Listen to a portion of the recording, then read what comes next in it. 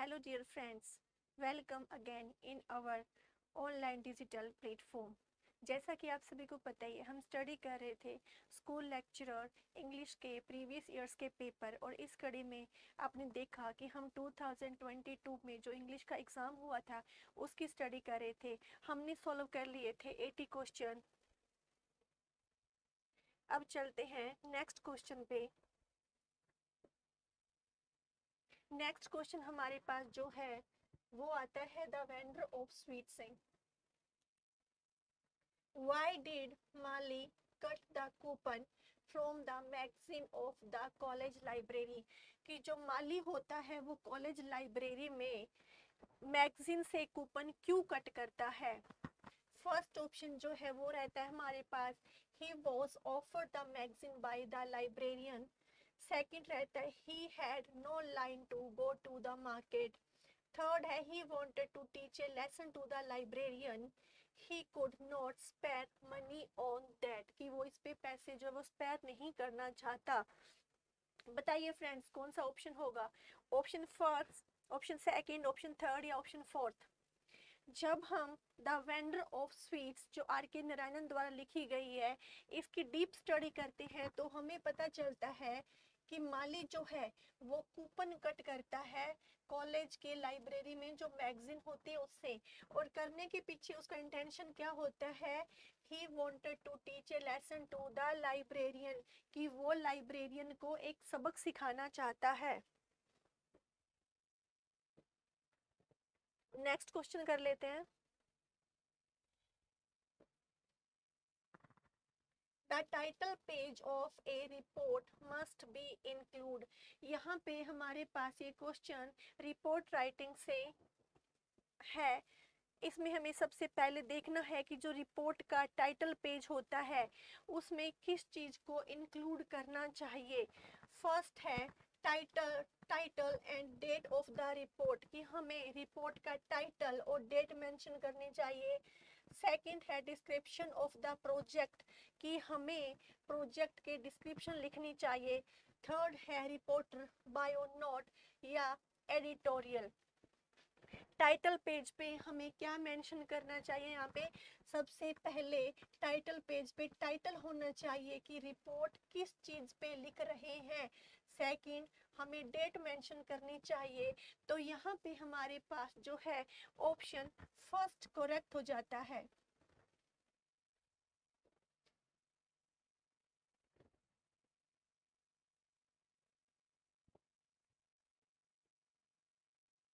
Eighty three पे फिर से जो क्वेश्चन है द वेंडर ऑफ स्वीट से लिया गया है, और क्वेश्चन है conquer test and you will have conquer the self. Who is the speaker of these lines? R.K. Narayanan, the vendor of sweets। इसमें हमें एक एज इट इज स्टेटमेंट दिया गया है। जो हम जब द वेंडर ऑफ स्वीट्स पढ़ना शुरू करते हैं तो उसके स्टार्टिंग में ही हमें ये स्टेटमेंट मिल जाता है। और ये स्टेटमेंट किसका है? ऑप्शन देख लेते हैं, माली, जगन, द लिसनर या फिर ग्रेस। तो यहाँ पे हम देखते हैं कि conquered test and you will have conquered the self, कि अगर आपने अपने सभी टेस्ट को कन्क्वायर कर लिया, जीत लिया, you will have conquered the self, तो आप खुद पे जीत पा लोगे। ये कौन कहता है? ये बात बोलता है Jagan.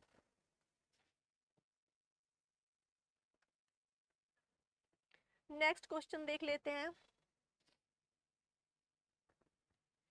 Bacon assert if his wit be not apt to disguise or find difference, let him study the schoolmen, for they are simony sectors। Bacon के ऑफ स्टडीज से लिया गया है। The स्कूलमैन and simony sectors mean, ये जो statement है, ये जो हमारे सिलेबस में एक प्रोज लगता है ऑफ स्टडीज, उससे लिया गया है। तो इसमें जब बैकन ये बात करता है कि जब भी कोई दो चीजों में तुलना नहीं कर पाता या उन दोनों को पहचानने में असमर्थ होता है तो उसको किसकी स्टडी करनी चाहिए? उसको स्कूलमैन एंड सिमनी सेक्टर्स की जो है स्टडी करनी चाहिए। यहाँ पे school man and simony sectors का मतलब क्या है? Man going to school, chief secretary, बिल्कुल गलत है, ऐसा कोई भी इस प्रोज में मेंशन नहीं किया गया। Philosopher of the middle age, hair splitters, owner of a school, divider of cumin seeds, बिल्कुल गलत है। Man working in school, secretary of the office. यहाँ पे जब हम चारों ऑप्शन को अच्छे से स्टडी करते हैं तो हम देखते हैं कि ऑप्शन फर्स्ट, ऑप्शन थर्ड और ऑप्शन फोर्थ जो है इनका हमारे इस प्रोज से कोई लेना देना नहीं है। तो हमारे पास ऑप्शन क्या बच जाता है, philosopher of the middle as. Philosopher of the middle as के जो भी फिलोसफर थे उनको क्या कहा गया है, स्कूलमैन कहा गया है। और यहाँ पे सिमनी सेक्टर्स एक फ्रेज यूज हुई है, इसका मतलब क्या होता है, हेयर स्प्लिटर्स। हेयर स्प्लिटर्स का मतलब होता है बाल की खाल निकालने वाला।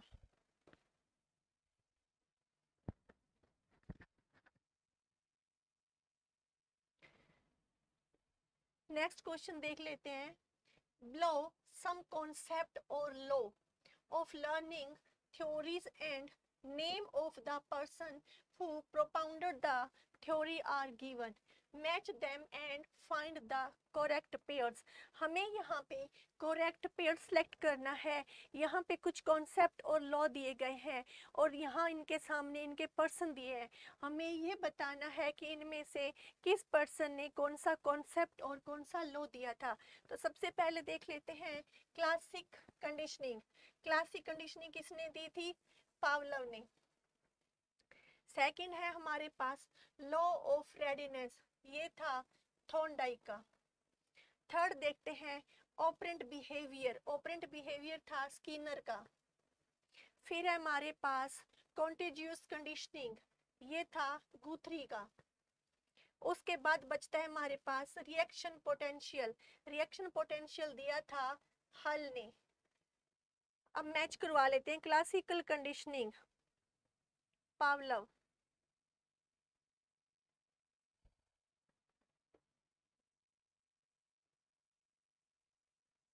क्लासिकल कंडीशनिंग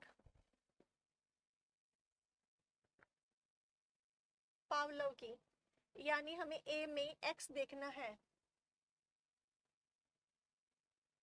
यहाँ पे ए में डब्ल्यू है तो ये ऑप्शन कट हो जाता है, यहाँ ए में वी है तो ये ऑप्शन कट हो जाता है। फिर देखते हैं लॉ ऑफ रेडीनेस, तैयारी का नियम किसने दिया था, थॉर्नडाइक ने। बी का जेड देख लेते हैं। फिर है ऑपरेंट बिहेवियर, ये है हमारे पास स्किनर का। सी में वी देख लेते हैं।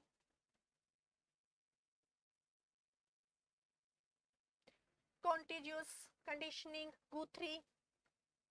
डी में डब्ल्यू देख लेते हैं। और लास्ट है रिएक्शन पोटेंशियल हल की। और यहाँ पे हमारे पास ऑप्शन 4 जो है वो राइट हो जाता है।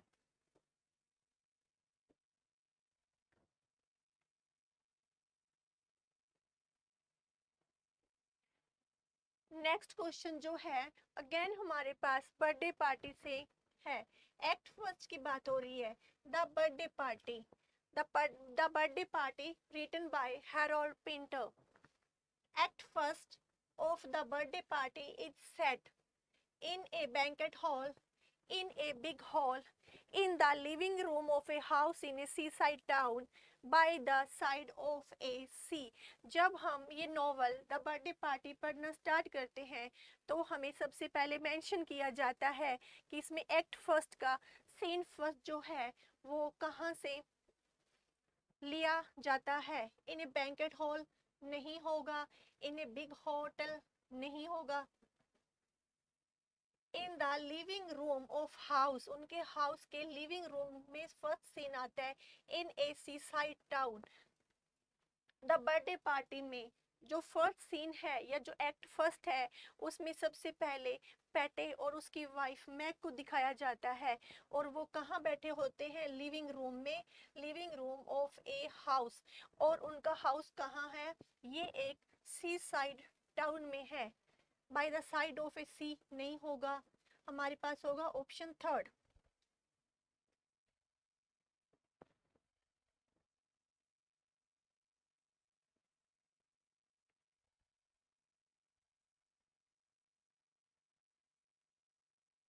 नेक्स्ट क्वेश्चन है, what was the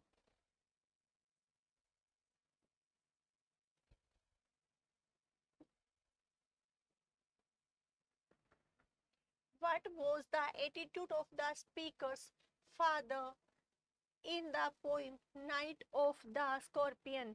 night of the scorpion में जो स्पीकर होता है उसके फादर का एटीट्यूड या उसका जो बिहेवियर है वो कैसा होता है?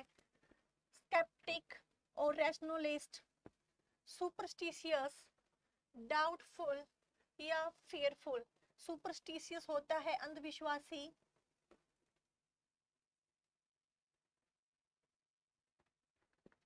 फियरफुल का मतलब होता है भयपूर्ण,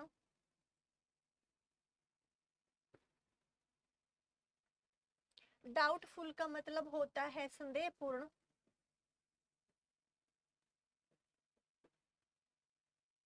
और स्केप्टिक एंड रैशनलिस्ट का मतलब होता है संदेहवादी और तर्कवादी।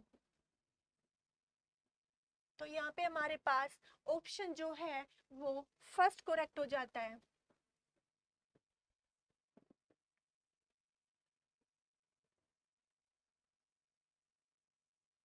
नेक्स्ट क्वेश्चन देख लेते हैं। In a senior secondary class all the students usually bring their mobiles. Senior secondary class में ऑल स्टूडेंट क्या यूजली आमतौर पे क्या है, मोबाइल लेके आते हैं टू स्कूल।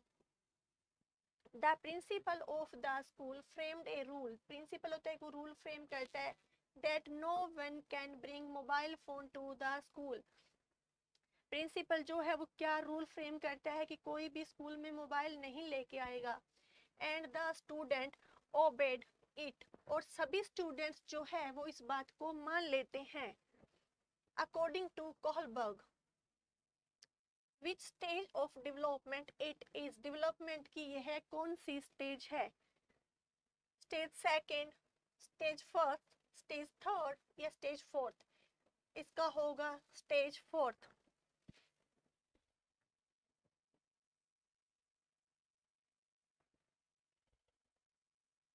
नेक्स्ट क्वेश्चन देखते हैं। Which of the following is not a trait of Meg the birthday party? Again हमारे पास बर्थडे पार्टी का क्वेश्चन आ गया है, लेकिन इस बार हमें नोट जो है वो अंडरलाइन करके दिया हुआ है, तो हमें बहुत केयरफुली इसको रीड करना है। She is 60 years old and married to पेटे। ऑफ कोर्स मैग जो होती है उसकी एज होती है 60 years old और पेटे जो है वो उसके हस्बैंड होते हैं।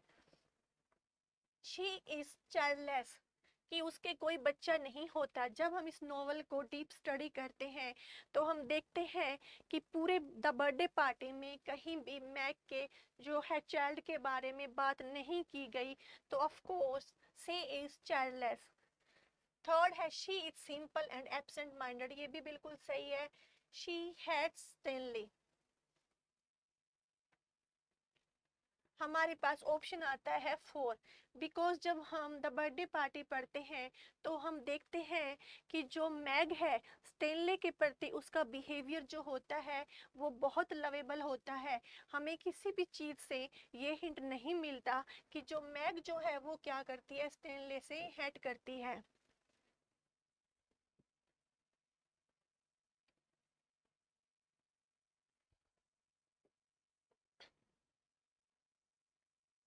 नाइनटीन नंबर क्वेश्चन देखिए। The emotion of fear is associated with, जोड़ा जाता है विच बेसिक इंस्टिक्ट, बेसिक इंस्टिक्ट होती है हमारी मूल प्रवृत्ति। डर जो है वो हमारी किस मूल प्रवृत्ति से जोड़ा जाता है? ऑप्शन फर्स्ट हमारे पास रहता है अपील, सेकंड है एस्केप, एस्केप का मतलब होता है पलायन करना या किसी चीज से भाग जाना।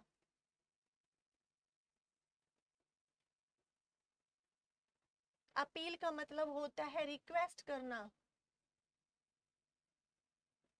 रिपल्सन का मतलब होता है घृणा करना या हेट दिखाना।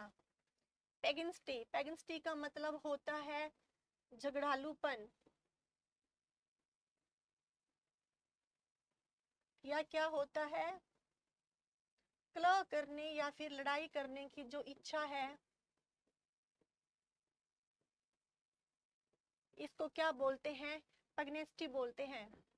तो यहाँ पे हमारे पास ऑप्शन क्या होगा, जब भी फियर होता है हम अपील करते हैं, रिक्वेस्ट करते हैं, एस्केप या वहाँ से हम प्लान करने की कोशिश करते हैं। जिस सिचुएशन में हमें डर लगता है हम उससे बचने की कोशिश करते हैं, प्लान की कोशिश करते हैं, रिपल्सन या उस सिचुएशन में घृणा करते हैं, या पेगनेस्टी होती है कि हमें जब डर हुआ तो क्ल करने की इच्छा होती है। तो ऑप्शन होगा कि फियर की जो बेसिक इंस्टिंक्ट है वो होती है एस्केप, भाग जाना, प्लान करना।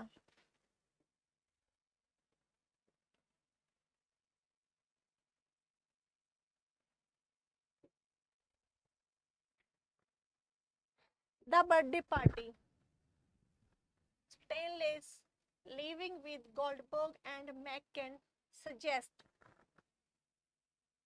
स्टैनले का गोल्डबर्ग एंड मैककेन के साथ जाना किस चीज को शो करता है, his final submission to the enemy when escape is impossible. He has gone out to take revenge. Third, he has no affection for Meg and Patty. Fourth, he has made friendship with them. बताइए friends, four में से कौन सा option आएगा? क्योंकि जब हम the birthday party को पढ़ते हैं तो देखते हैं कि एंड में स्टेनले जो है वो गोल्डबर्ग और मैककेन के साथ चला जाता है। तो यहाँ पे हिज फाइनल सबमिशन ये दिखाता है, सबमिशन का मतलब होता है किसी की अधीनता स्वीकार करना, किसी की बात मान लेना, to the enemy when escape is impossible, कि वो ये सोचता है कि हमें अब उनकी अधीनता स्वीकार कर लेनी चाहिए जब भागने का कोई रास्ता ना बचे या भागना इम्पॉसिबल हो।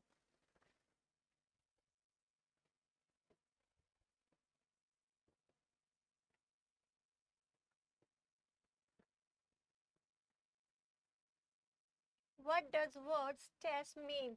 यहाँ पे स्ट्रेस तनाव के बारे में ना पूछ के जो हमारे सिलेबस में टॉपिक लगता है फोनेटिक एंड वर्ड स्ट्रेस, उस सेंस में स्ट्रेस वर्ड यूज किया गया है कि what does word stress mean, stress का मतलब क्या होता है, giving more importance to some particular word, किसी पर्टिकुलर विशेष शब्द पे जो है उसको इम्पोर्टेंस देना, the relative degree of prominence with which different syllable of a word are pronounced, laying emphasis on the word history, word की जो history उस पे emphasize करना, या फिर some particular different words unintelligible so cause a stress in the mind, ताकि mind पे stress पड़े।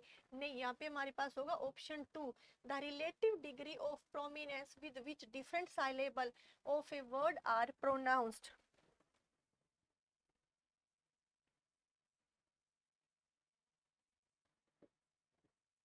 नेक्स्ट हमारे पास आता है the main cause of failure of the married life of Maya and Gautam in cry the peacock because, Anita Desai द्वारा लिखे गए novel cry the peacock में माया और गौतम की जो मैरिड लाइफ है वो पूरी तरह फेलियर रहती है।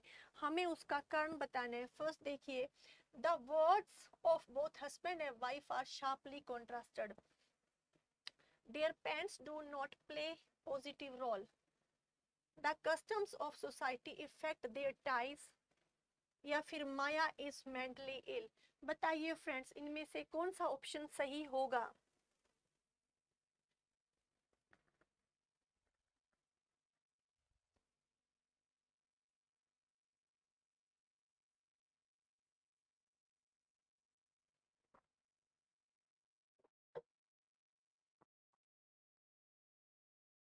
यहाँ पे हमारे पास जो है ऑप्शन फर्स्ट जो है वो करेक्ट होगा।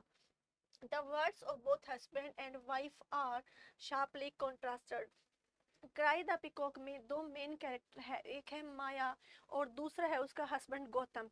दोनों की मैरिड लाइफ जो है वो बिल्कुल फेलियर रहती है, क्योंकि उन दोनों के वर्ड्स में शार्पली कॉन्ट्रास्ट देखने को मिलता है। वो हर वक्त हर बात पे बहस करते रहते हैं, नोक झोंक करते रहते हैं, लड़ते रहते हैं, इसलिए उनकी मैरिड लाइफ क्या है, पूरी तरह फेल होती है।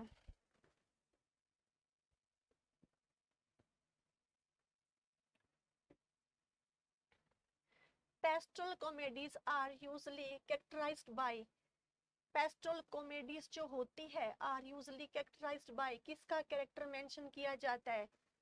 Place in which the protagonist belong to a royal family, बिल्कुल नहीं, रॉयल फैमिली का कहीं पेस्टल कॉमेडीज में जिक्र नहीं होता। Characteristic hailing from the rustic class, rustic class होता है ग्रामीण परिवेश।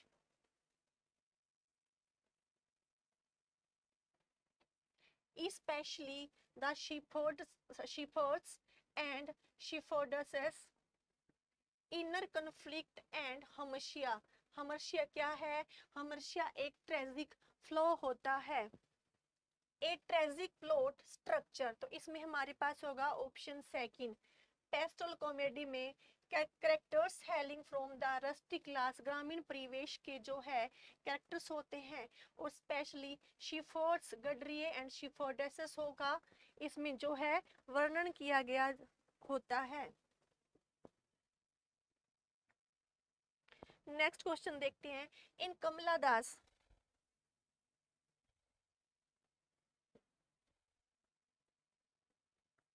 in Kamala Das, dance of the eunuchs are compared to half burnt logs, half burnt का मतलब होता है आधे जले हुए लट्ठे,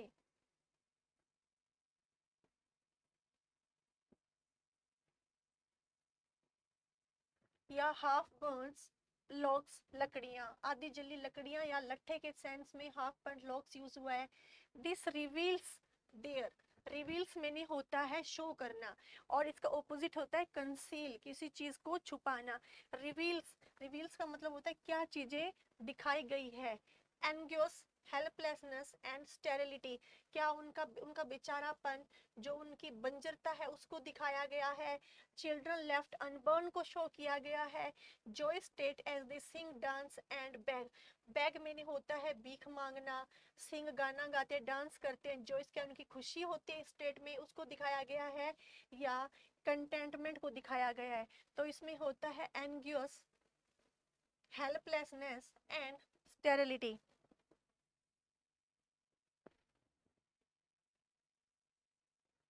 नेक्स्ट क्वेश्चन हमारे पास है, dash is not an advantage of computer assistant learning, ये क्वेश्चन है हमारे पास CAL का। बताइए फ्रेंड्स क्या होगा इसमें?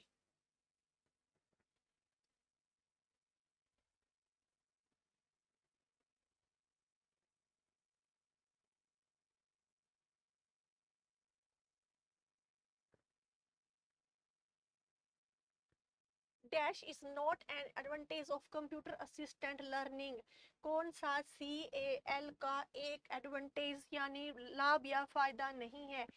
Receive instruction at own pace, pace मैंने होता है वे पे,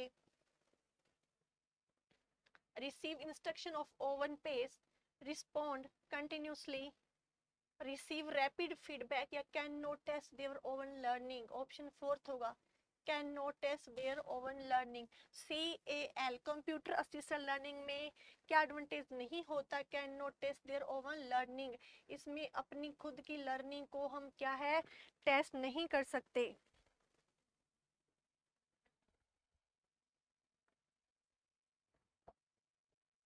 97 नंबर क्वेश्चन देखिए, as you like it, Rosalind and Celia are disguised as and disguised as dash and dash respectively। जब हम एज यू लाइक इट पढ़ते हैं तो हम देखते हैं कि टू सिस्टर्स जो कज़न होती है रोजेलिंड और सीलिया, वो खुद को डिस्गाइज करती है, खुद का वेश बदल के वो क्या है जंगल में जाती है। जब वो खुद को डिस्गाइज करती है तो वो अपना नाम चेंज करती है। इनमें से पूछा है रोजालिंड जो है वो अपना नाम क्या रखती है, और सीलिया जो है वो अपना नाम क्या रखती है? ऑप्शन देखिए, गैनेमेंड एंड एलिना, एलिना या गैनेमेंड, सिलिवियस या फेबे, टचस्टोन या ऑर्डे। ये हम देखते हैं टचस्टोन जो होता है वो रोजेलिंड और एलिना जो सीलिया है रोजेलिंड और सीलिया इनके साथ जाता है टचस्टोन, क्योंकि ये इनके दरबार का एक हास्य शब्द कैरेक्टर होता है। और जब जंगल में जाते हैं तो ऑड्रे नाम की एक वुमन होती है जिससे टचस्टोन क्या करता है, लास्ट में शादी करता है। सिलिवियस होता है वो रोजेलिंड और सीलिया को कहाँ मिलता है, जंगल में मिलता है। और सिलिवियस और फेब क्या होते हैं, दोनों लवर्स होते हैं। तो ये ऑप्शन भी कट जाता है। फिर हमारे पास ऑप्शन बता है गैनेमेड, एलिना, एलिना या फिर गैनेमेड। रोजालिंड होती है, रोजालिंड एलिना से थोड़ी लंबी होती है, तो वो खुद को एज ए मैन डिस्गाइड करती है। वो क्या है, एक आदमी का जो है वो वेश धारण करती है और खुद का नाम क्या रखती है, गैनेमेड। अगर गैनेमेड का हम सिनोनिम देखते हैं तो गैनेमेड का मतलब होता है सर्वेंट। और सीलिया जो होती है वो गैनेमेड की सिस्टर बनती है और खुद का नाम रखती है एलिना। तो हमारे पास ऑप्शन हो जाता है यहाँ पे गैनेमेड और एलिना।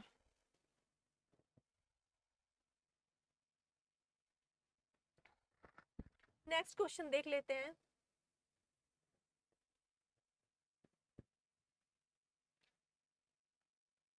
लेटर्स टू रिलेटिव्स और कॉल्ड, लेटर्स जो रिलेटिव को लिखे जाते हैं, जो वेल नोन पर्सन होते हैं, जिनको हम बहुत अच्छे से जानते हैं, जो हमारे रिलेटिव होते हैं, जब उनको हम लेटर लिखते हैं तो क्या यूज करते हैं या कैसे लेटर बोला जाता है उनको, business letter, personal letter, official letter या पॉलिटिकल लेटर।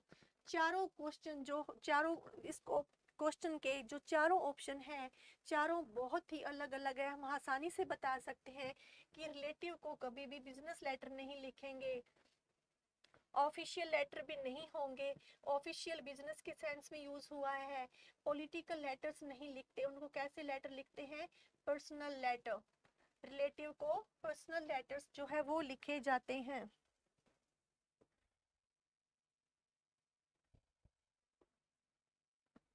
नेक्स्ट क्वेश्चन देखते हैं। Dash refer to embedding of linguistic units such as phrase, words and morphonemes of one language into an utters of another language।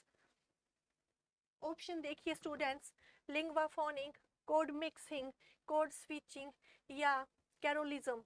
क्या होगा जिसमें embedding ऑफ linguistic unit such as phrase होती है, word होती है, मॉर्फोनिम्स होते हैं, और एक लैंग्वेज से इनको दूसरी लैंग्वेज में चेंज कर दिया जाता है। इसको क्या बोलते हैं, कोड मिक्सिंग करना।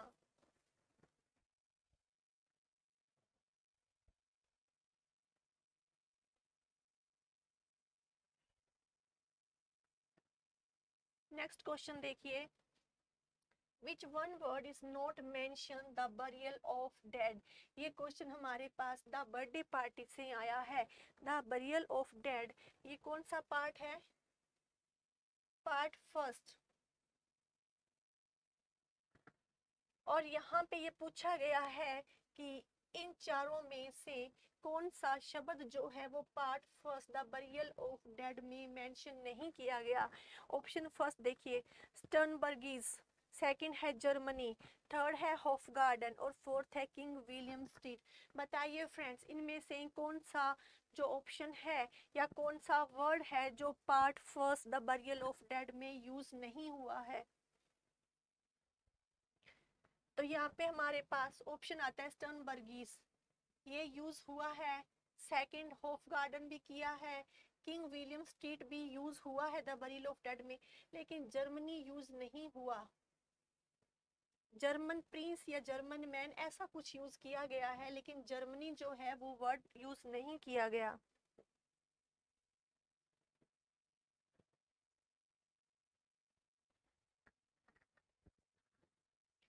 The final scene of the life of Christ, again birthday party का क्वेश्चन है।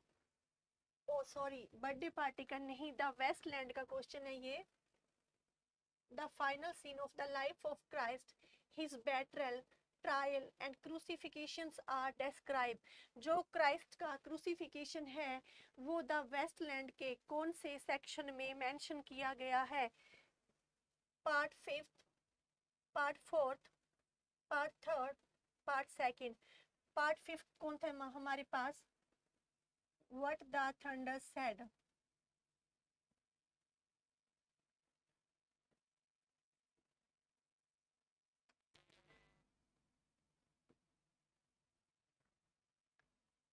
पार्ट 4 हमारे पास कौन सा रहता है? What the thunder said.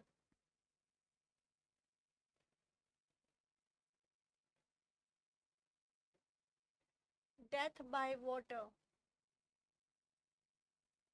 Part 2 कौन सा रहता है? A game of chess.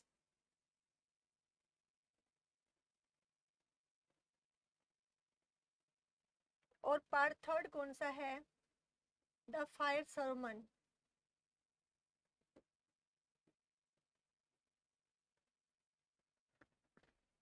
तो बताइए फ्रेंड्स, इनमें से क्राइस्ट का क्रूसिफिकेशन, बेट्रल, ट्रायल कौन से सेक्शन में डिस्क्राइब किया गया है?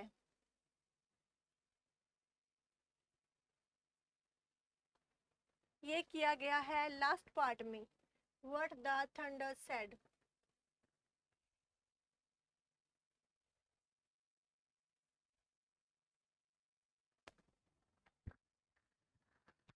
नेक्स्ट क्वेश्चन है, in cry the peacock the description he is like, यहाँ पे ध्यान रखना ही दिया हुआ है, a silver oak himself with his fine silver white hair brushed smoothly cross his bronze scalp reflect Maya. ये जो लाइन दी गई है, ये माया के दिमाग में जो है वो रिफ्लेक्ट करता है कि ही इज लाइक, वो कैसे है, एक सिल्वर ओक की तरह, himself with his fine silver white hair, उसके सिल्वर वाइट हेयर जो है उनमें ब्रस्ट करता है smoothly across his bronze scalp. इससे रिफ्लेक्ट करता है ये माया के माइंड में। तो इससे क्या चीज का पता लगता है कि शी इज न्यूरोटिक बिहेवियर था उसका, साइकोलॉजिकल ट्रॉमा था उसको, या उसका अपने हस्बैंड के लिए लव था, या फादर फिक्शन था। यहाँ पे सिल्वर वाइट हेयर को देख के हम ये कह सकते हैं कि ये ऑप्शन तो कट जाता है गौतम वाला। तो देन हमारे पास बचते हैं न्यूरोटिक बिहेवियर, साइकोलॉजिकल ट्रॉमा नहीं हो सकता क्योंकि ये उसका रिफ्लेक्शन है जो ये लाइन दी हुई है। तो हमारे पास दोनों ऑप्शन करते हैं।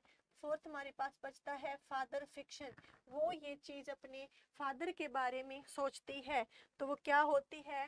Father fiction.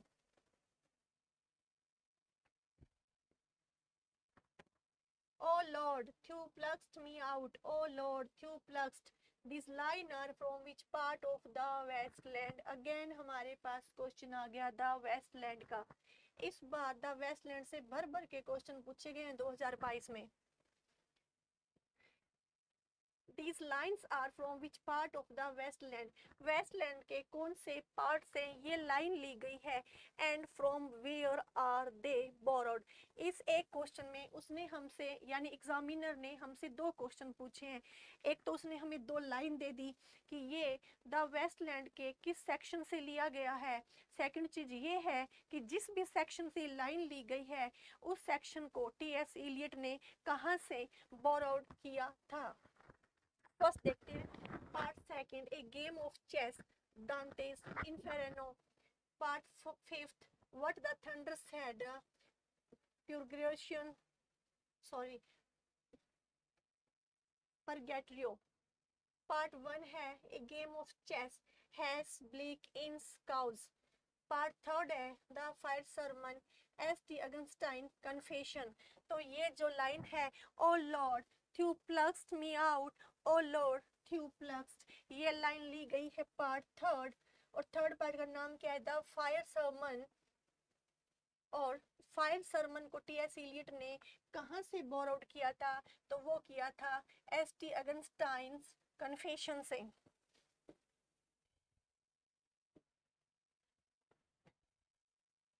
क्वेश्चन नंबर 104 देख लेते हैं। ये हमारे पास रिपोर्ट राइटिंग का क्वेश्चन है। ए न्यूज रिपोर्टर शुड अवॉइड करता है विच वन ऑफ दीज फैक्ट्स। सबसे पहले हमें इसमें अवॉइड को जो है अंडरलाइन कर लेना है। फिर जब ये चारों लाइनें पढ़ते हैं तो हम देखते हैं कि to mention the date and place of the event, कि एक रिपोर्ट में मेंशन करते हैं डेट और प्लेस को, ये बिल्कुल सही है। To make an accurate presentation of collected fact, जो कलेक्टेड फैक्ट्स होते हैं उनको एक्यूरेटली प्रेजेंटेशन किया जाता है, बिल्कुल सही है।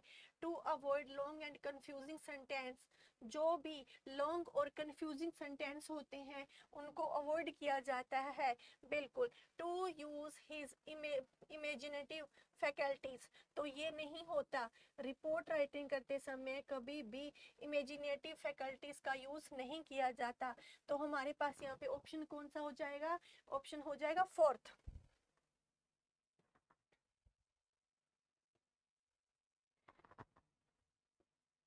नेक्स्ट क्वेश्चन देख लेते हैं, which one of the following characteristic does not explain the emotional intelligence of the person, इन चारों सेंटेंस में से कौन सा किसी भी पर्सन के इमोशनल इंटेलिजेंस को शो नहीं करता। could not sense own feeling and emotion, identify the perceive various type of emotion in others, incorporate the perceived emotion in own thought, have proper understanding of the nature and outcome of own emotion intensity। बताइए friends कौन सा होगा। जो सावेंगिक बुद्धि है, सावेंगिक बुद्धि वाले एक पर्सन जो है, इनमें से कौन सी उसकी कैरेक्टरिस्टिक नहीं होती, डज नॉट एक्सप्लेन। तो इसमें आएगा could not senses oven feeling and emotions.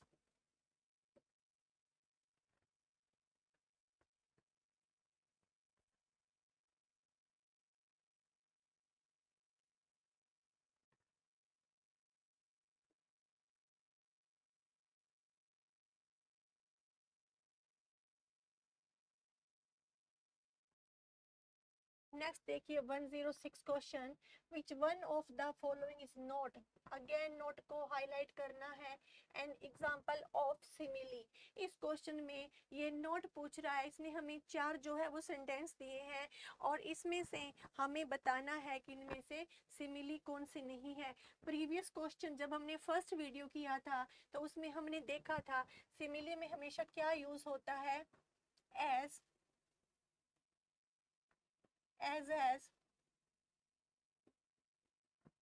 As like.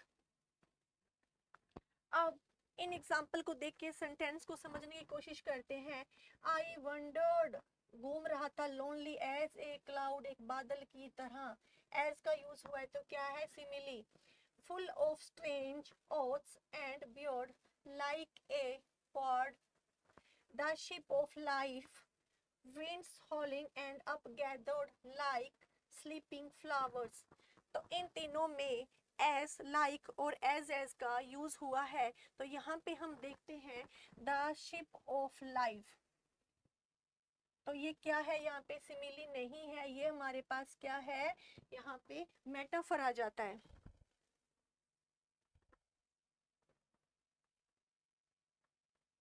Next question देखते हैं। Burns had said, "Oh, my love is like a red, red rose." The figure of speech used in these lines, यहाँ पे है simile, यहाँ पे है personification, यहाँ पे है oxymoron और यहाँ पे है hyperbole।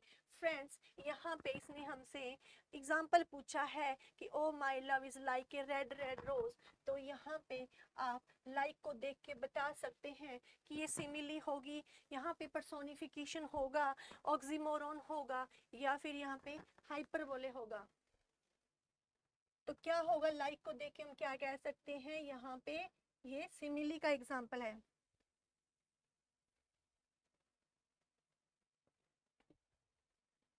Next question, tis as true as the light and you open my soul, it does prove that I am no better than। What does Henchard confirm? In line से हेंचियार्ड जो है वो क्या कंफर्म करता है? मेयर ऑफ कास्टोबील से ये line as it is ली हुई है और यहाँ पे ये सेंटेंस जो है वो हेंचियार्ड बोलता है और इससे क्या सेंस निकलता है कि वो क्या कंफर्म करता है? The फर्मेटिव woman is guilty? बिल्कुल नहीं। वो क्यों कहेगा कि जो फर्मेटिव वुमन है वो गिल्टी है? He has committed A nonsense. Nonsense मैंने होता है कोई बाधा, किसी बाधा को स्वीकार करता है? बिल्कुल नहीं। He has exploited Lucetta. वो ल्यूसेंटा को बर्बाद करता है। He sold his wife to a sailor. यहाँ पे वो ये एडमिट करता है, ये कंफर्म करता है कि he sold his wife to a sailor. Henchard इस लाइन में कंफर्म करता है कि उसने अपनी वाइफ को क्या है, एक सेलर को बेच दिया था।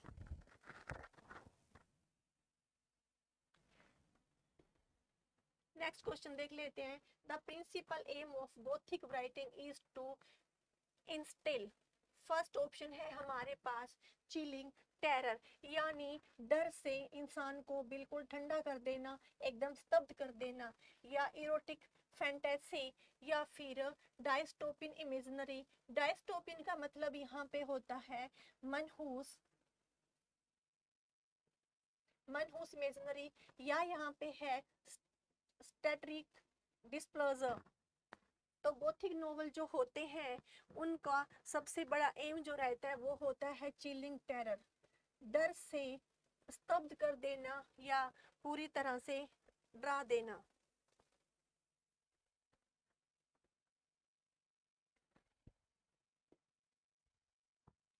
John Donne in his poem Go and Catch a Falling Star advised the speaker of a true and faithful woman to travel। जब हम जॉन डन की go and catch a falling star poem जो है वो पढ़ते हैं तो वो उसमें सीकर को एडवाइस करता है कि तुम्हें एक ट्रू और फेथफुल, एक सच्ची और विश्वासपूर्ण स्त्री को ढूंढने के लिए ट्रैवल करना पड़ेगा। तो वो एक ट्रैवल करने के लिए एक टाइम मेंशन करता है। क्या कहता है? To the garden of Eden, कि तुम्हें ट्रू एंड फेथफुल वुमन को ढूंढने के लिए to the garden of Eden, Eden में जाना पड़ेगा जहाँ गार्डन है, फॉर 1000 डेज एंड नाइट, या to the north and the south pole, कि तुम एक सच्ची और विश्वासपूर्ण स्त्री को ढूंढने के लिए नॉर्थ और साउथ पोल पे जाना पड़ेगा, या फॉर 10,000 डेज एंड नाइट। तो यहाँ पे हमारे पास ऑप्शन फोर्थ सही होगा। जॉन डन सीकर को एडवाइस करता है कि उसको एक fair, true and faithful woman को ढूंढने के लिए उसको 10,000 डेज एंड नाइट्स जो है ट्रेवल करना पड़ेगा। और ये लाइन जो है स्टैंजा सेकंड की सेकंड ही लाइन है।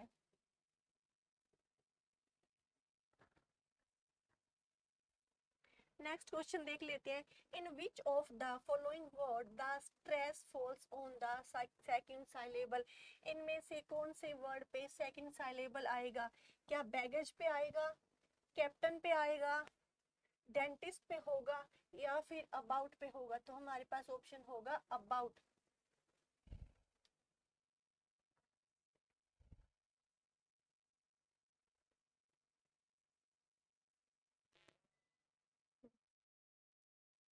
Onomatopoeia is often used in poetry to create. Onomatopoeia होती है किसी भी प्रकार की मुंह से निकाली जाने वाली साउंड। तो साउंड को पोएट्री में किस चीज के लिए या फिर क्या करने के लिए क्रिएट किया जाता है? Dramatic effect. ओनोमोटोपिया साउंड से ड्रामेटिक इफेक्ट नहीं होता। पिक्टोरिकल इफेक्ट, पिक्टोरिकल इफेक्ट भी गलत होगा। यहाँ पे दो ऑप्शन बचते हैं, ऑरल इफेक्ट और म्यूजिकल इफेक्ट।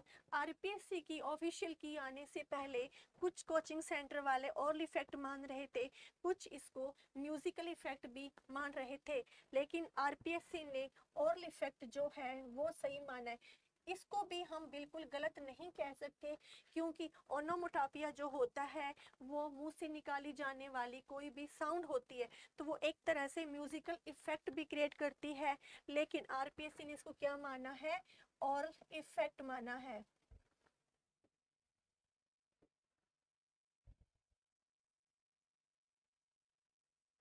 नेक्स्ट क्वेश्चन हमारे पास एजुकेशन साइकोलॉजी का है।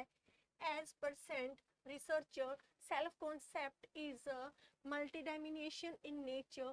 Some example of academic and non-academic self-concept.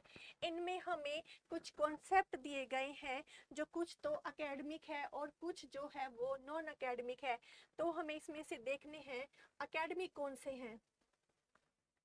Academic concept देखने, अकेडमिक सेल्फ कॉन्सेप्ट जो होते हैं verbal, appearance, spiritual value, problem solving, intellectual या फिजिकल एबिलिटी।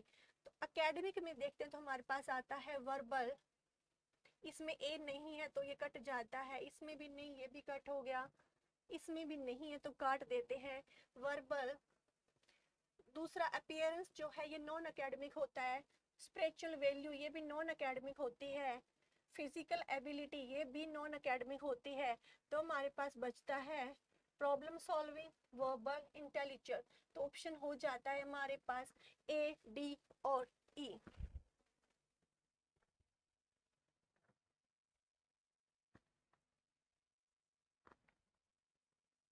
115 नंबर क्वेश्चन देखते हैं। Which one of the following is incorrect. Incorrect देखना है और यहाँ से हमें ओड के बारे में बताना है। फर्स्ट है ए लॉन्ग लिरिक पोइम। क्या ओड जो होता है वो एक लॉन्ग लिरिक पोइम होती है। सेकंड है हमारे पास सोलम एंड सीरियस इन टोन। क्या वो सोलम सीरियस यानी गंभीर होता है। थर्ड है an address to a person और ऑन एन और एन ऑब्जेक्ट। क्या वो किसी पर्सन या ऑब्जेक्ट को एड्रेस करता है। फोर्थ होता है पोइम ऑफ 14 लाइन। बताइए फ्रेंड्स 14 लाइंस होती है क्या ओड में। यहाँ पे अगर इसका एनालिसिस करें तो देखते हैं कि लॉन्ग लिरिक पोइम होती है। Solemn and serious in tone होता है बिल्कुल। An address to a person और ऑब्जेक्ट, किसी पर्सन या ऑब्जेक्ट को एड्रेस किया जाता है, बिल्कुल किया जाता है, क्योंकि हमारे सिलेबस में ode to the west wind लगती है। उसमें हम देखते हैं कि राइटर जो है वो ओड को क्या करता है, एड्रेस करता है। लेकिन हमारे पास ये ऑप्शन जो है यहाँ पे ये क्या हो जाता है, इनकरेक्ट हो जाता है, क्योंकि ओड में 14 लाइन नहीं होती।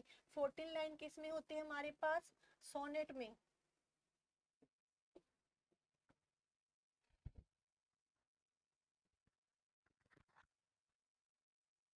नेक्स्ट क्वेश्चन देख लेते हैं। which is not which is not one of the theme of the vendor of sweets written by R K Narayanan. उससे क्वेश्चन पूछा गया है कि इनमें कौन सी थीम जो है वो वेंडर ऑफ स्वीट्स की नहीं है। फर्स्ट देखते हैं यहाँ पे फादर सन रिलेशनशिप। सेकंड है clash between Indian and western culture. Third है जनरेशन गैप। फोर्थ है clash between farmer and shopkeeper. इनमें से हमें नहीं बताना है कि वेंडर ऑफ स्वीट्स की थीम इनमें से कौन सी नहीं है। फादर सन रिलेशनशिप, बिल्कुल इसमें जगन और माली के रिलेशनशिप के बारे में बताया गया है। Clash between Indian and western culture, of course क्योंकि जगन होता है वो टोटली इंडियन कल्चर को फॉलो करता है और जो उसका बेटा माली जो होता है वो वेस्टर्न कल्चर को फॉलो करता है। तो ये भी करेक्ट हो जाता है, ये भी करेक्ट है। Generation gap, of course generation gap को भी शो करता है। Clash between farmer and shopkeeper, ये नहीं होता क्योंकि इसमें कहीं भी फार्मर या शॉपकीपर के क्लैश के बारे में डिस्क्राइब नहीं किया गया।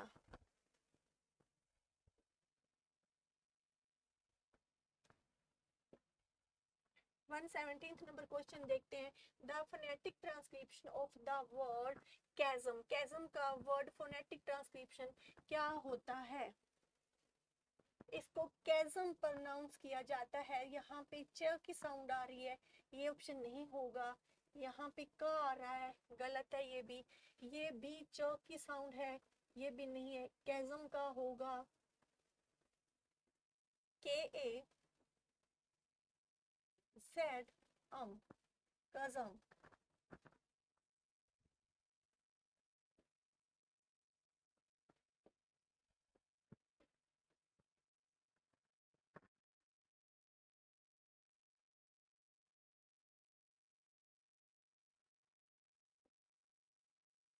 नेक्स्ट क्वेश्चन देखते हैं, a sonnet contains iambic pentameter, spondaic tetrameter, anapestic dimeter या ट्रोचाइक ट्राइमीटर। बताइए कि एक सोनेट जो होता है वो किस फॉर्म में लिखा जाता है। उसकी फॉर्म आयम्बिक पेंटामीटर में होती है, स्पॉन्डिक टेट्रामीटर में रहती है, एनापेस्टिक डायमीटर में रहती है या ट्रोचाइक ट्राइमीटर में रहती है।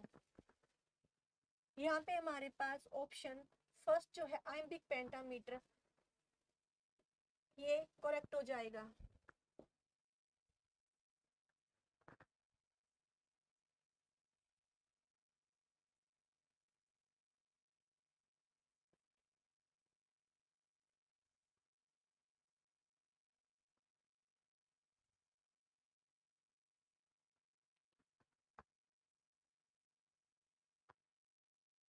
A report is a piece of writing that describe।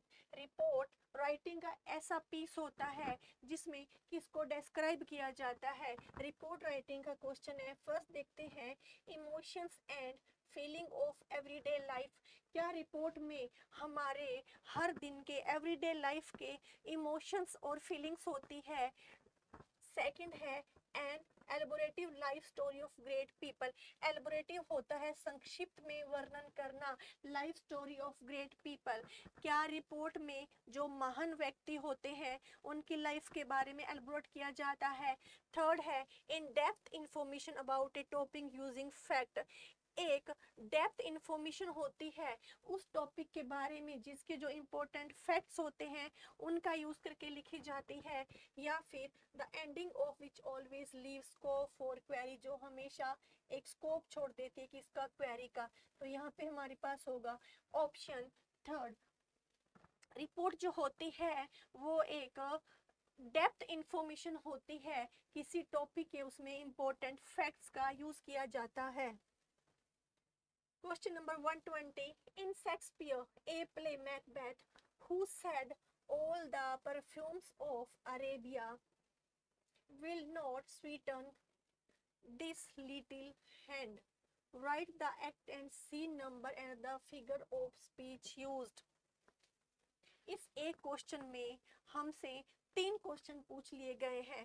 First कि ये लाइन कौन बोलता है, सेकंड कि ये कौन से सीन से ली गई है या कौन से एक्ट में है, और थर्ड जो है इसमें कौन सी फिगर ऑफ स्पीच का यूज हुआ है। तो ये लाइन हम देखते हैं लेडी मैकबेथ के द्वारा बोली जाती है, और ये स्लीपिंग सीन के दौरान जब वो लेडी मैकबेथ मेंटली इल हो जाती है और वो नींद में चलती है तब वो ये लाइन बोलती है कि अरेबिया का जितना भी परफ्यूम है वो उसके हाथों से ये गंध जो है, ये स्मेल जो है कभी भी नहीं हटा पाएगा। तो ऑप्शन फर्स्ट देखते हैं मैकबेथ, तो मैकबेथ नहीं, ये लाइन है लेडी मैकबेथ की। बैंको, बैंको भी नहीं बोलता। अब हमारे पास 2 ऑप्शन में लेडी मैकबेथ आता है, लेकिन जो स्लीपिंग सीन है वो हम देखते हैं एक्ट 5 के सीन फर्स्ट में, और ये क्या है हमारे पास एक हाइपरबोले है कि अरेबिया का जितना भी परफ्यूम है, जितना सारा परफ्यूम है वो उसके हाथों की गंध को जो है वो दूर नहीं कर पाएगा। तो किस फिगर ऑफ स्पीच का यूज हुआ है यहाँ पे, hyperbole.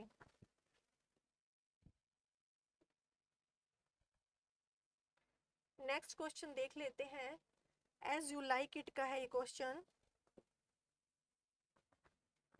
The winning school boy in the 7 ages of man as you like it. सबसे पहले तो ये देखना है कि एज यू लाइक इट में 7 एजेस के बारे में कौन जिक्र करता है। तो 7 एजेस के बारे में बताता है जैक्स। और वो जो विनिंग स्कूल बॉय होता है वो किससे इसको जो है वो तुलना की गई है, क्रिप्स लाइक ए स्नेल, जो एक स्नेल की तरह रेंग के चलता है, जंप्स लाइक ए रैबिट, या क्वारल विद एवरीवन जो सबसे लड़ता है, सिंग्स एंड डांस। हम इसको अपने कॉमन सेंस से भी कर सकते हैं। जो विनिंग स्कूल बॉय, जो स्टार्टिंग में स्कूल जाने वाला बच्चा होता है, वो खुशी में एक दो दिन तो बहुत खुश होकर स्कूल जाता है, उसके बाद जब डेली डेली उसे स्कूल भेजते हैं तो वो क्या करता है, क्रीप करता है लाइक ए स्नेल, कि वो बहुत सैड होके रेंगता हुआ स्कूल जाता है। तो क्या आएगा, क्रीप्स लाइक ए स्नेल।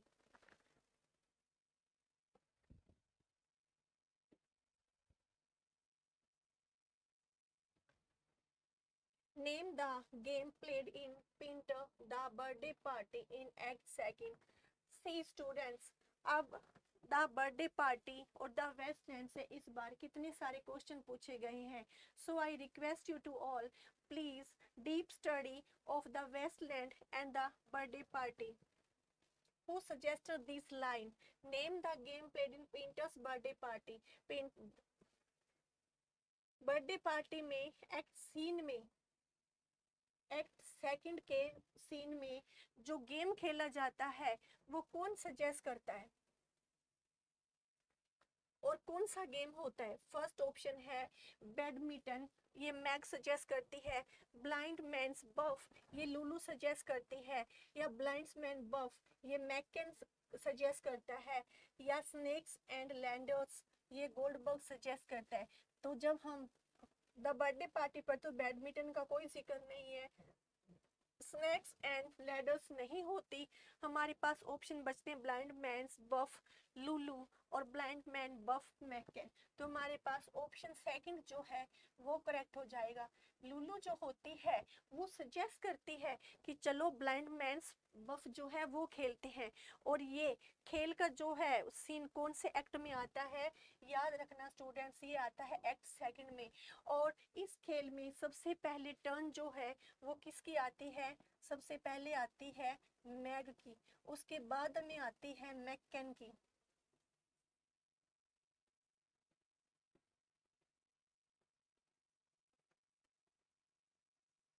और थर्ड जो आती है वो आती है स्टेनले की। इसको आप एक शॉर्ट फॉर्मूले से भी याद रख सकते हैं, MMS। एम से मैग, सेकंड एम से मैकन और थर्ड से है एस यानी Stanley.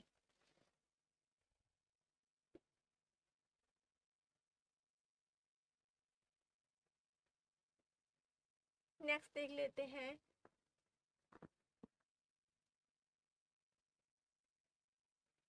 the van with a wheelbarrow in the birthday party symbolize। Birthday party में व्हीलब्रो एक वैन के बारे में बात की गई है, वो किसकी सिंबलाइज है? A hears with a coffin, the fear associated with the death, power transporting a human being into the kingdom of death, या all of the above। बताइए फ्रेंड्स, कौन सा ऑप्शन जो है इसमें करेक्ट होगा?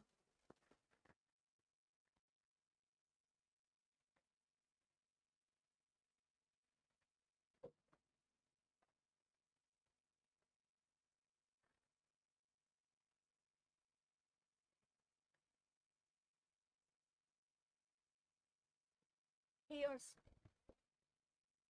हियर्स क्या होती है? कोई शव गाड़ी या शव वाहन। कोफिन क्या होता है? डेड बॉडी को रखने वाला ताबूत। The fear associated with death, इससे भी रिलेट होती है, इससे भी रिलेट होती है। Power transporting a human being into the kingdom, ये से भी रिलेट होती है। तो इसका क्या आ जाएगा? All of the above.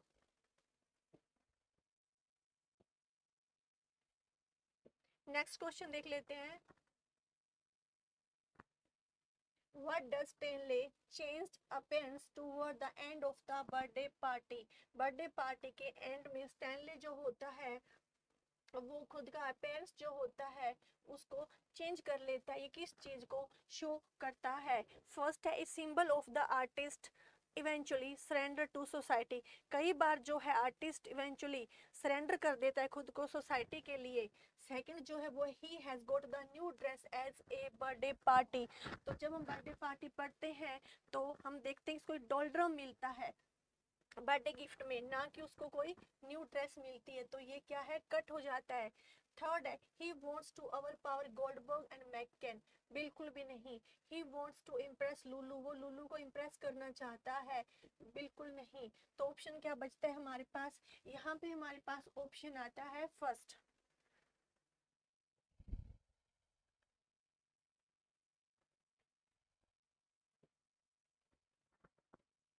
Choose the right match in the context type of letters, letter writing में हमें राइट मैच जो है वो चूज करना है। ऑफिशियल लेटर लिखते हैं तो यूर फेथफुली मेंशन करते हैं, फ्रेंडली लेटर्स में क्या यूर्स होता है, गलत।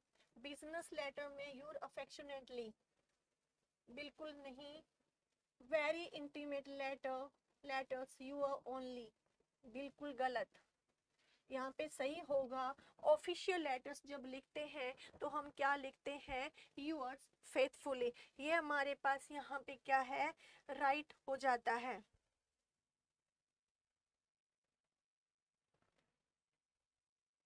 Question 126, which one of the following is not the right method of writing a precis, precis को लिखने का राइट मेथड कौन सा नहीं है। Precis must be written in third form, ये क्वेश्चन हमारे पास पहले भी आ गया है कि प्रेसी राइटिंग को किस में लिखते हैं, जिसमें हमारे पास ऑप्शन थे first person, second person, third person, जिसमें हमने किया था थर्ड पर्सन, तो यहाँ पे ये राइट हो जाता है। Oven words should be use rather than the language of the passage, जब भी हम पैसी लिखते हैं किसी भी पैसेज में शॉर्ट करके हम पैसी लिखने की कोशिश करते हैं तो हम उसमें अपने वर्ड्स यूज करते हैं, ना कि पैसेज में से एज इट इज वर्ड वहाँ पे उठा लिए जाते हैं, तो ये भी सही है। Critical comments on the idea expressed in passage must be given, A title must be given, yes, जब भी प्रेसी राइटिंग करते हैं तो उसको टाइटल देना मस्ट होता है, लेकिन हम उसमें क्रिटिकल कमेंट्स नहीं करते। On the idea expressed in the passage must be given, passage में जो भी आइडियाज दिए होते हैं हम उन पे कभी भी क्रिटिकल कमेंट्स जो है वो नहीं करते, तो यहाँ हमारे पास हो जाएगा ऑप्शन थर्ड।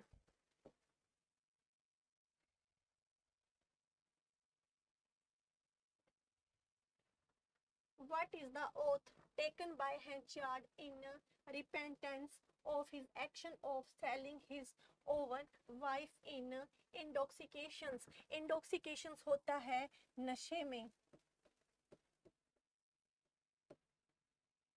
नशे में जो बिल्कुल अपना होश खो देता है उसको बोलते हैं इंटॉक्सिकेशन। जब हैंचार्ड अपनी वाइफ को एक सेल, उसको अपनी वाइफ को क्या कर देता है, सेल कर देता है एक फेयर में, क्योंकि उस वक्त वो नशे में होता है, लेकिन जैसे ही सुबह उसका नशा उतरता है तो उसको बहुत क्या होता है, रिपेंटेंस होता है, उसको बहुत अफसोस होता है, और वो क्या ओथ लेता है, he will not touch liquor for a period of 21 years, क्या वो ये कहता है कि मैं आगामी 21 साल तक शराब नहीं पीऊंगा, या he will not take liquor throughout his life, या वो ये बात बोलता है कि मैं पूरी जिंदगी शराब नहीं पीऊंगा, या he will not travel until he is able to find his wife, क्या वो ये कहता है कि मैं तब तक ट्रैवल नहीं करूंगा जब तक मैं अपनी वाइफ को ढूंढ नहीं लेता। और फोर्थ है he will not live A life of luxury in future, कि मैं भविष्य में कभी भी लग्जरी जीवन नहीं जीऊंगा। बताइए इनमें से कौन सा आपको सही लग रहा है, ऑप्शन फर्स्ट, सेकंड, थर्ड और फोर्थ को केयरफुली रीड करके रिप्लाई दीजिए कि इनमें से कौन सा ऑप्शन जो है वो आपको सही लग रहा है।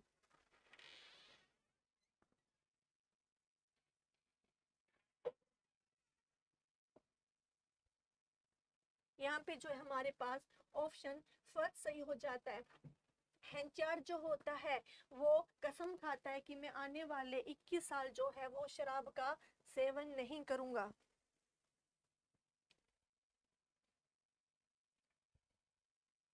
नेक्स्ट क्वेश्चन देखते हैं 128.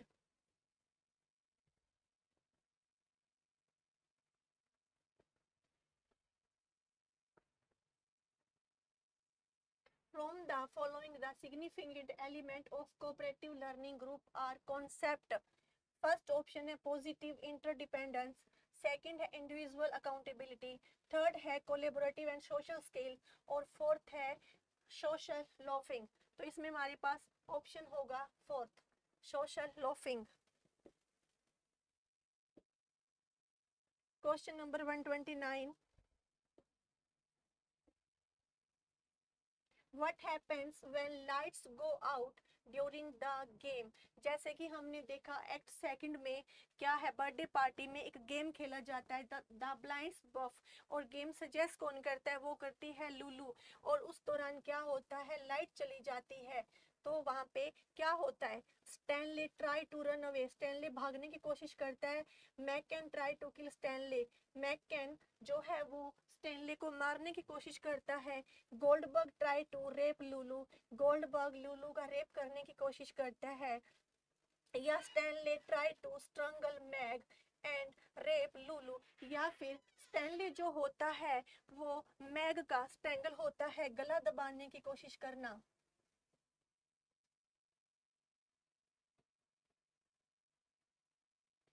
And rape Lulu. तो बताइए इनमें से कौन सा ऑप्शन होगा, ऑप्शन फर्स्ट, सेकंड, थर्ड या फोर्थ. क्या स्टैनले भागने की कोशिश कर रहा होता है, क्या McCann try to kill Stanley, या फिर Goldberg try to rape Lulu, या फिर Stanley try to strangle Meg, Meg का गला दबाने की कोशिश करता है और लुलू का रैप करने की कोशिश करता है. तो यहाँ पे हमारे पास होगा ऑप्शन फोर्थ, स्टैनले जो होता है वो मैग का गले दबाने और लुलू का रेप करने की कोशिश करता है.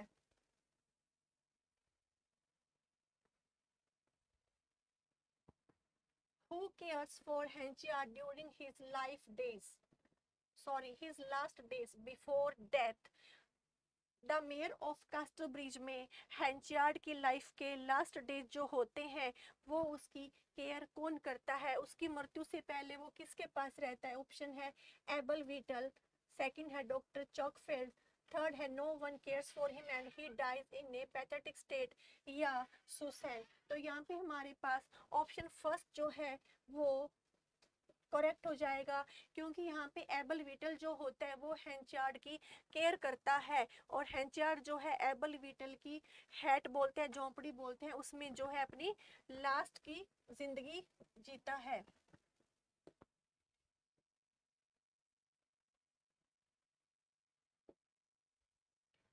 वन 33 देख लेते हैं. Which one of the following is not, again not mention किया हुआ है, a characteristic of a good precis. एक गुड प्रेसी की कैरेक्टरिस्टिक कौन सी नहीं होती. Give the main points, the meaning and the general impression of the given, बिल्कुल दिए हुए होते हैं. Read like a continuous piece of prose, बिल्कुल होते हैं. Use extensive vocabulary, digression, example and figurative language, नहीं, प्रेसी में कभी भी फिगरेटिव लैंग्वेज, डाइग्रेशंस, एक्सटेंसिव वोकैब नहीं यूज की जाती. Is clear, precise and brief, बिल्कुल ये पैसेज की प्रिसाइज और ब्रीफ लिखी जाती है. तो यहाँ पे हमारे पास ऑप्शन जो है वो थर्ड करेक्ट हो जाता है.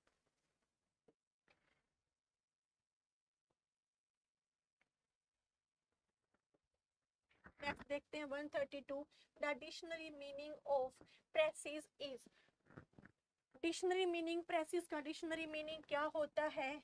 प्रीशियस, प्रिकॉशन, प्रिसाइज या प्रिमिटिव. तो प्रिसाइज का डिक्शनरी मीनिंग होता है प्रिसाइज करके लिखना.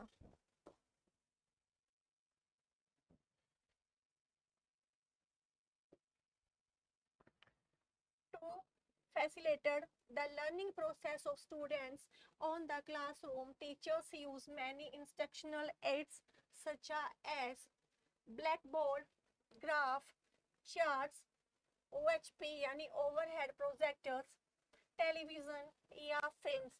इसमें से हमें ऑडियो विजुअल एड बताने हैं। ऑडियो विजुअल एड का मतलब होता है जिसको देखा भी जा सके और सुना भी जा सके। तो यहाँ पे हमारे पास ऑप्शन हो जाते हैं टेलीविजन और फिल्म्स, ऑप्शन ई और एफ।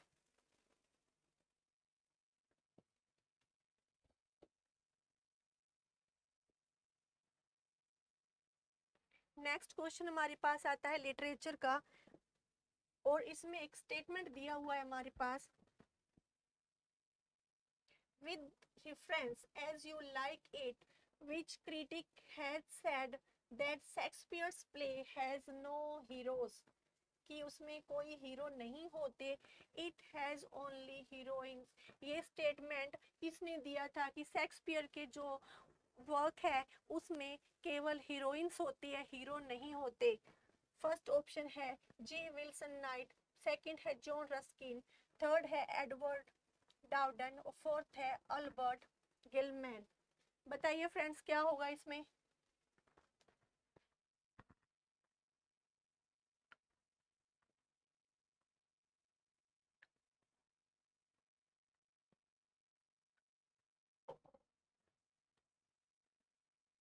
इसमें हमारे पास ये स्टेटमेंट हो जाता है जॉन रस्किन का। नेक्स्ट क्वेश्चन देख लेते हैं। व्हाट डज दाता दयादवम दमयंता in the poem the wasteland mean. Again Westland का क्वेश्चन आ गया। दाता, दयादवम और दमयंता, वेस्टलैंड का जो लास्ट सीन है या जो लास्ट लाइन है उनमें ये तीनों वर्ड्स यूज किए गए हैं जो संस्कृत वर्ड्स है। इनका मतलब क्या होता है, एक्सपेक्टेशन, ऑब्सेशन या ग्रीड, एंगर, प्राइड या सेल्फिनेस, गिविंग, कंपैशन या सेल्फ कंट्रोल, टेकिंग, ईगो और सेल्फ इंडल्जेंस। बताइए फ्रेंड्स इसमें से क्या होगा सही।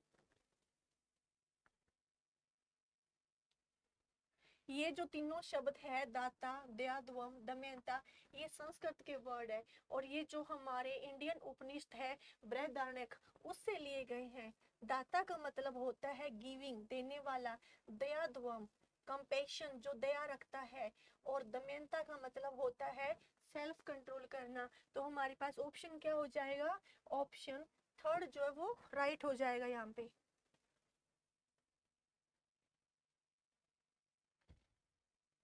नेक्स्ट क्वेश्चन, व्हाट डज, ये तो हो गया था, गिविंग कंपैशन, गिविंग कंपैशन और सेल्फ कंट्रोल। नेक्स्ट क्वेश्चन है विच one of the following poem of Keats is a ballad. Keats की कौन सी पोइम जो है वो एक बैलेड फॉर्म में यूज हुई है, ये है ला बेले डेम सेंस मर्सी। ये एक रोमांटिक पोइम है, ये भी एक लव पोइम है हमारे पास, ये भी एक लव पोइम में आता है, लेकिन ये क्या है, एक बैलेड की फॉर्म में लिखी गई पोइम है।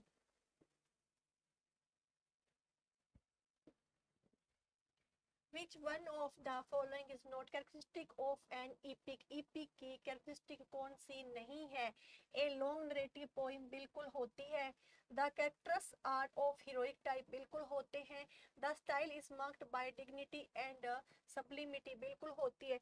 It is the form of an address directly to the object it treats बिल्कुल भी नहीं होता। यहाँ पे किसी भी पर्सन या थिंग्स को या किसी ऑब्जेक्ट को डायरेक्ट एड्रेस नहीं किया जाता।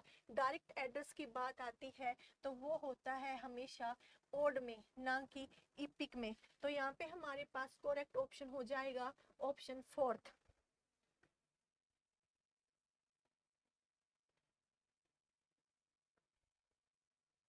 In the Westland, the title game of chess is borrowed from। Again Westland का क्वेश्चन है, जो टाइटल है हमारा एक section a game of chess, ये हमारे पास कौन सा पार्ट है, ये है पार्ट सेकंड। और ये पार्ट सेकंड कहाँ से लिया गया है, मिडल्टन्स प्ले वुमेन बिवेयर वुमन या ओविड के मेटाफोर्स से लिया गया, या वेस्टर्न का फ्रॉम रिचुअल टू रोमांस या स्पेंसर के प्रोथेलियम से लिया गया है। बताइए कौन सा राइट होगा इसमें से।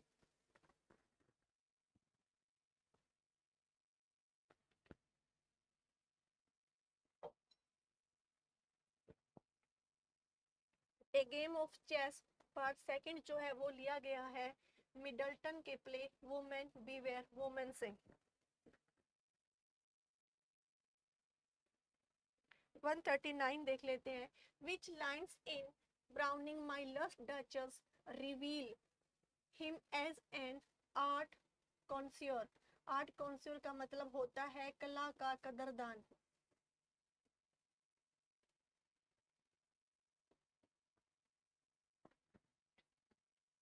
ऑप्शन देख लेते हैं। She liked whate'er she looked on my favour at her breast. Sir notice Neptune though taming a sea horse thought a rarity which clause of Innsbruck cast in bronze for me। और fourth option है हमारे पास। Sir ट्वेस not her husband presents only called that spot of joy into the duchess cheek।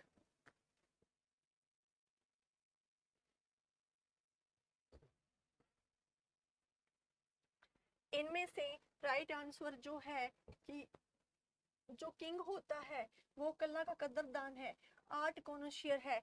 ये स्पष्ट होता है in line से। वो जो दूत आता है उसको बोलता है सर नोटिस करो नेपच्यून। नेपच्यून होता है गॉड ऑफ सी, समुद्र का देवता। उसकी टैमिंग सी हॉर्स जो टैमिंग कर रहा है, टैम किसको? सी हॉर्स को, समुद्र के जो घोड़े उसको। थॉट ए रियलिटी, क्या आपको नहीं लगता कि ये बहुत ही रेयर है? विच क्लोज ऑफ इंसबर्ग, किसने दिया उसको? क्लोज ऑफ इंसबर्ग ने। कास्ट इन ब्रोंज, कैसी है? ब्रोंज की बनी है। फॉर मी, ये दिखाता है कि वो कैसा है? आर्ट कॉनोशियर है।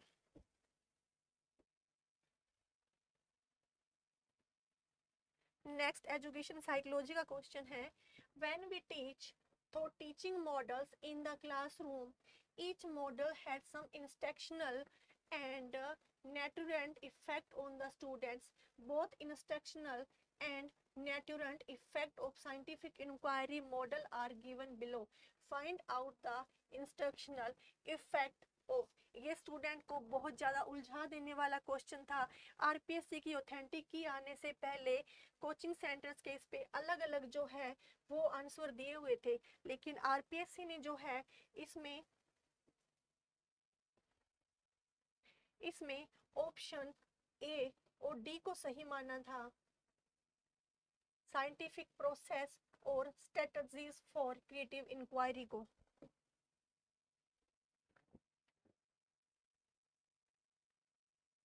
नेक्स्ट क्वेश्चन जो है वो है हमारे पास फोनेटिक का। करेक्ट फोनेटिक ट्रांसक्रिप्शन स्ट्रीम और ब्रांच। देखिए चारों में से कौन सा ऑप्शन जो है वो सही होगा इनमें से? स्ट्रीम, स्टेम, अ किस्म, फ्रेंड्स, ई ई ई। तो इसमें हमारे पास ऑप्शन फर्स्ट जो है वो राइट हो जाता है। स्ट्रीम और ब्रांच को फोनेटिक ट्रांसक्रिप्शन में ऐसे लिखा जाता है।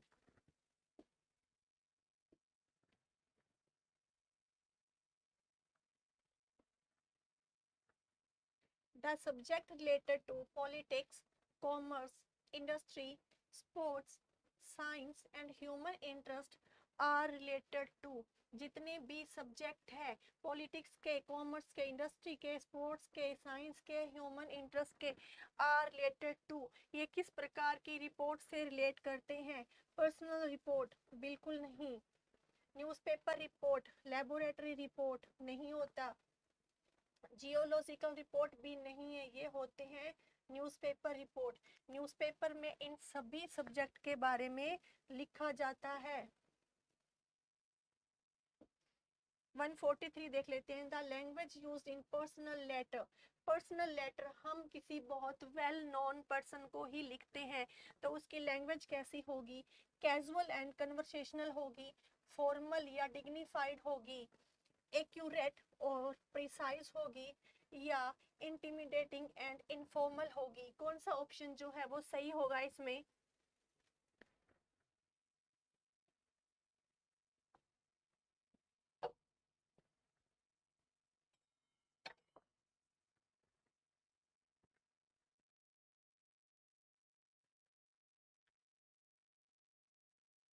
इसमें पर्सनल लेटर्स की लैंग्वेज कैसी होती है, बिल्कुल कैजुअल एंड कन्वर्सेशनल होती है।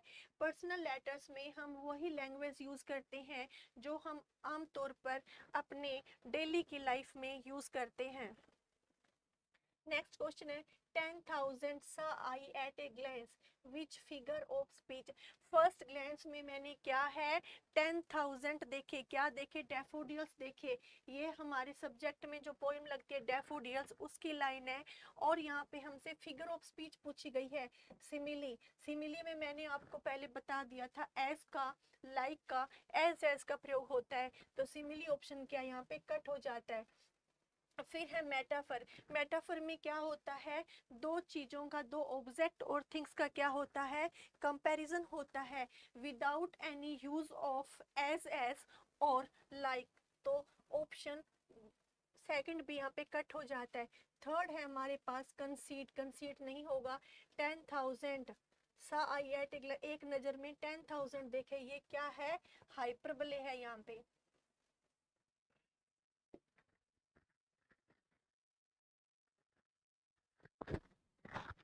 क्वेश्चन नंबर 145 देख लेते हैं।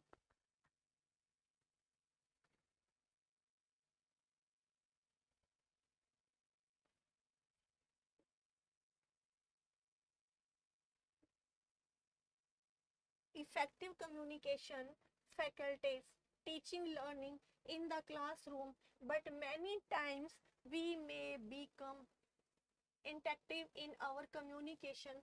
For example, a student of 11th class could not achieve grade A in terminal examination. The teacher with disappointment tells him that you are a loser. Name this barrier to effective verbal communication। यहाँ पे teacher जो है वो student के लिए loser word use करता है जब वो क्या है, ग्रेड ए नहीं गेन कर पाता। तो ये क्या हुआ, लेबलिंग है, एडवाइजिंग है, ऑर्डरिंग या फिर थ्रेटनिंग। तो यहाँ पे उस स्टूडेंट्स को लूजर नाम दिया जाना क्या होगा, लेबलिंग होगा।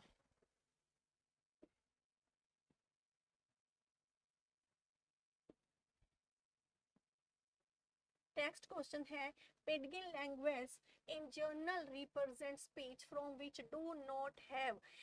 पिडगिन लैंग्वेज जो है generally represent speech form do not have, जिसमें क्या नहीं होता, foreign speaker, native speaker, bilingual speaker या communication among people who share a common language. तो इसमें जो है कई कोचिंग सेंटर ने ऑप्शन 4 माना था, लेकिन जब आरपीएससी की ऑथेंटिक की आई उन्होंने इसमें माना है native speakers.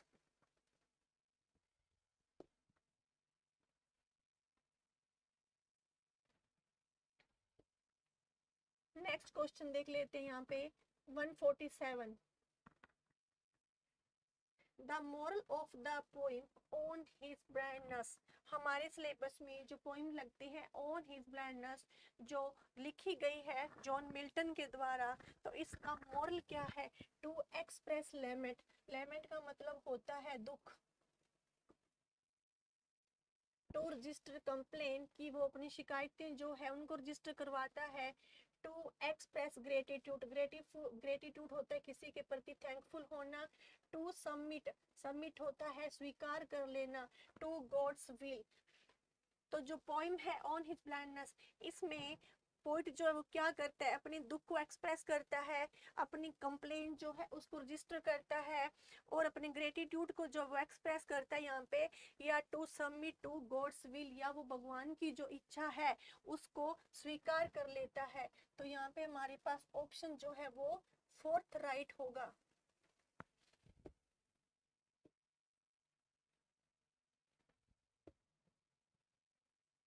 Next question, Creole language developed during European plantation settlements in the 17th and 18th centuries, a result of contact between speaker of standard variety, या फिर स्पीकर ऑफ यूरोपियन लैंग्वेज, या group that spoke mutually unintelligible language, या फिर group that spoke mutually intelligible language.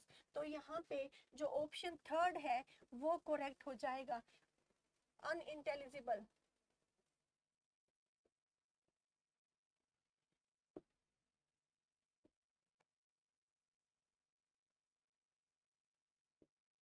Question number 149.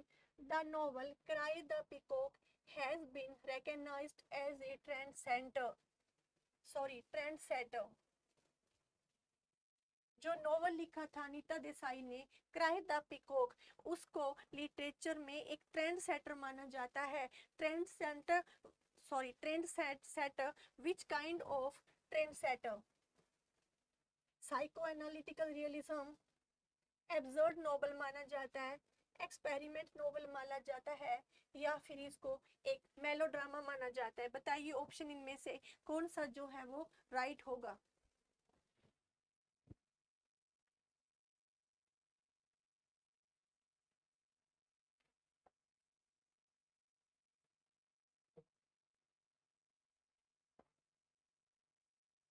तो यहाँ पे cry the peacock जो अनीता देसाई ने लिखी थी, इसको एक ट्रेंड सेटर माना जाता है। किस टाइप का? साइको एनालिटिकल रियलिज्म का, क्योंकि हमारे लिटरेचर में ये माना जाता है कि अनीता देसाई के क्राई द पिकॉक ने एक ट्रेंड सेट कर दिया था। इसके बाद बहुत सारे साइको एनालिटिकल रियलिज्म से संबंधित जो है नॉवल लिखे गए थे। Last question, during processing of information, focusing on a specific aspect of experience that is relevant while ignoring other that are irrelevant is called, इसको क्या कहा जाता है? डिवाइडेड अटेंशन होता है, सब्सटेन अटेंशन होता है, एग्जीक्यूटिव अटेंशन होता है, या सिलेक्टिव अटेंशन होता है। बताइए फ्रेंड्स, चारों में से कौन सा ऑप्शन जो है इसमें राइट लग रहा है आपको?